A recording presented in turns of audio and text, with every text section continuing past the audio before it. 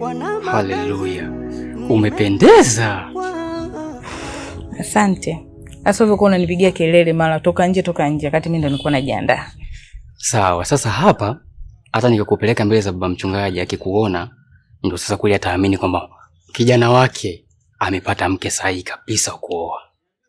Na naamini hata tunapoingia pale kanisani waumini wote kituangalia watajua kweli mtumishi Amani sasa kapata mke.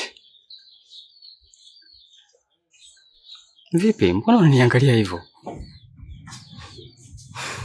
Amani, mimi kwanza kabisa naomba niseme asante. Asante kwa sababu najiona kabisa naenda kuishi yale maisha ambayo nilikuwa nayatamani, nilikuwa nayaota na ninayaomba kila kukicha. Nina furaha sana.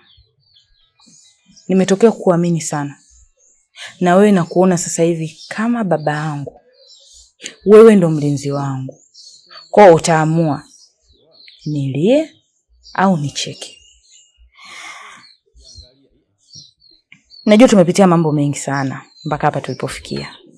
Kwa natamani kusema asante. Nashukuru sana licha changamoto zote ambazo tumezivuka huko nyuma, lakini leo tupo pamoja.